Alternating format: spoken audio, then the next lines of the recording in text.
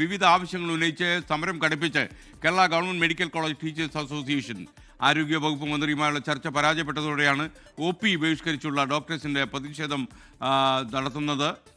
ഡോക്ടർമാരുടെ പ്രതികരണം ആദ്യം കേൾക്കാം. മെഡിക്കൽ കോളേജുകളെ ആശ്രയിക്കുന്നത് സമൂഹത്തിലെ ഏറ്റവും പാവപ്പെട്ട രോഗികളാണ്.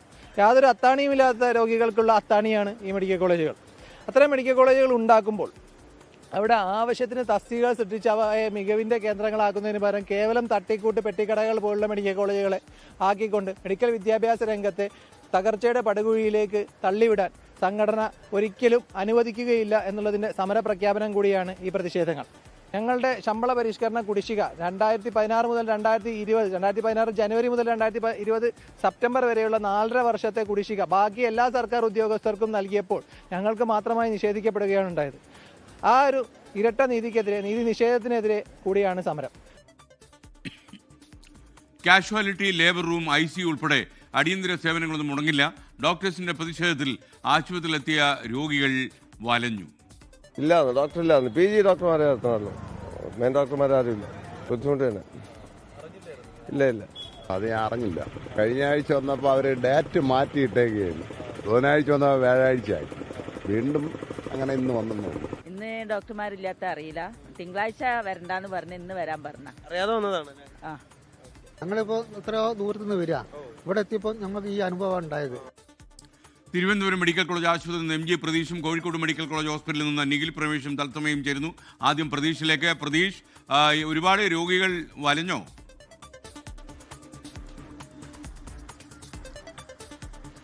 SKN തിരുവനന്തപുരം മെഡിക്കൽ കോളേജിനെ സംബന്ധിച്ച് ദൂരസ്ഥലങ്ങളിൽ നിന്ന് വരെ രോഗികൾ ആശ്രയിക്കുന്ന ഒരിടമാണ്. പല രോഗികളും മെഡിക്കൽ കോളേജിൽ എത്തുമ്പോഴാണ് ഇന്ന് ഡോക്ടർമാരില്ല എന്നുള്ള വിവരം അറിയുന്നത്. കഴിഞ്ഞ കുറേ നാളുകളായി റിലേ സമരം മെഡിക്കൽ കോളേജിൽ നടക്കുന്നുണ്ട്. ഈ ഒക്ടോബർ മാസം 20-ാം തീയതിയും 28-ാം തീയതിയും ഈ മാസം 5-ാം തീയതിയും KGMCTA ഡോക്ടർമാർ OP ബഹിഷ്കരിച്ചിരുന്നു. അതിന് പിന്നാലെയാണ് ആരോഗ്യമന്ത്രി ഈ ഡോക്ടർമാരെ ചർച്ചയ്ക്ക് വിളിച്ചത്. പക്ഷേ ആ ചർച്ച പരാജയപ്പെട്ടതോടുകൂടിയാണ് ഇന്നും ഡോക്ടർമാർ പണിമുടക്ക് പ്രഖ്യാപിച്ചിരിക്കുന്നത്. PG ഡോക്ടർമാരുടെ സേവനം ഉപയോഗപ്പെടുത്തിക്കൊണ്ടാണ് ഇപ്പോൾ ഈ സർക്കാർ ഈ പണിമുടക്കിനെ മറികടക്കുന്നത്. പക്ഷേ ഈ പ്രത്യേക സ്പെഷ്യലിസ്റ്റ് ഡോക്ടർമാരെ ഉൾപ്പെടെ കാണാനെത്തിയവർക്ക് അതിനുള്ള സൗകര്യം ഉണ്ടായിരുന്നില്ല. പലയിടങ്ങളിലും PG ഡോക്ടർമാർ മാത്രമാണ് ഉണ്ടായിരുന്നത് എന്നുള്ള പ്രതികരണമാണ് രോഗികൾ നടത്തുന്നത്. സർക്കാർ അനുകൂല നിലപാട് സ്വീകരിച്ചില്ലെങ്കിൽ കടുത്ത പ്രതിഷേധത്തിലേക്ക് പോകും എന്നതാണ് ഡോക്ടർമാർ അറിയിച്ചിരിക്കുന്നത്. ഈ പ്രധാനമായും എൻട്രി കേഡർ തസ്തികയുമായി ബന്ധപ്പെട്ടുള്ള അപാകതകൾ പരിഹരിക്കണമെന്നതാണ് KGMCTA ആവശ്യപ്പെടുന്ന കാര്യം. ഒപ്പം കൂടുതൽ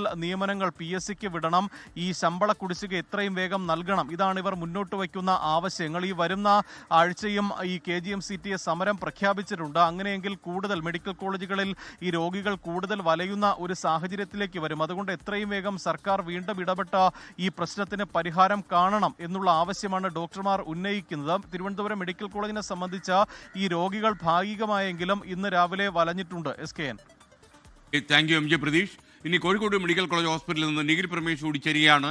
നിഖിൽ, അവിടുത്തെ അവസ്ഥ എന്താണ്? രോഗികൾക്ക് ബുദ്ധിമുട്ടുണ്ടാകുന്നുണ്ടോ?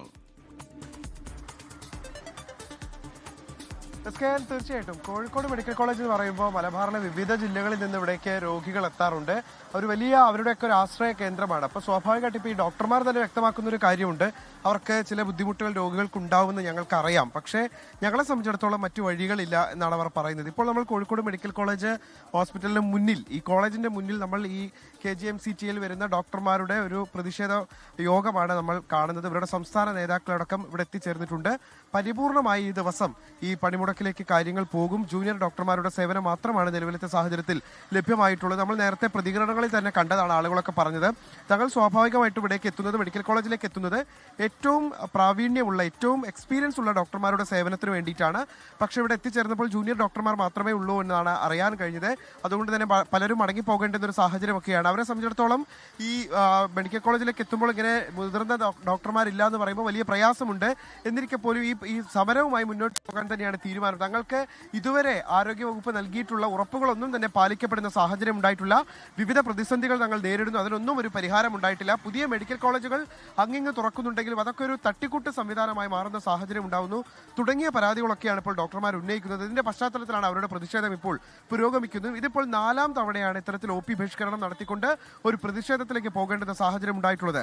എന്തായാലും കോഴിക്കോട്ടെ OP അക്ഷരാർത്ഥത്തിൽ പൂർണ്ണമായി നിശ്ചലമായി എന്ന് നമുക്ക് പറയാൻ കഴിയില്ലെങ്കിൽ അത് രോഗികൾക്ക് വലിയ രീതിയിലുള്ള ബുദ്ധിമുട്ടുണ്ടാക്കിയിട്ടുണ്ട് എന്നുള്ള കാര്യത്തിൽ യാതൊരു സംശയവുമില്ല. SKN. Okay, thank you. എന്തായാലും പരമാവധി രോഗികൾക്ക് ബുദ്ധിമുട്ടില്ലാതെ സമരം നടത്താനായിരിക്കണം ഈ സംഘടനകളൊക്കെ തീരുമാനിക്കേണ്ടത്. കാരണം രോഗികൾ എന്ത് പ്രശ്നം ഉണ്ടാക്കി? അവരിതിനകത്ത് ഈ പാപികളല്ലല്ലോ. ലോകത്തെവിടെയായാലും ഏത് സമയത്തും 24 വാർത്തകളും ഓഗ്മെന്റഡ് റിയാലിറ്റി പാക്കേജുകളും എക്സ്പ്ലെയിനറുകളും വിശദമായി കാണാൻ ഞങ്ങളുടെ യൂട്യൂബ് ചാനൽ നിങ്ങൾക്ക് സബ്സ്ക്രൈബ് ചെയ്യാം.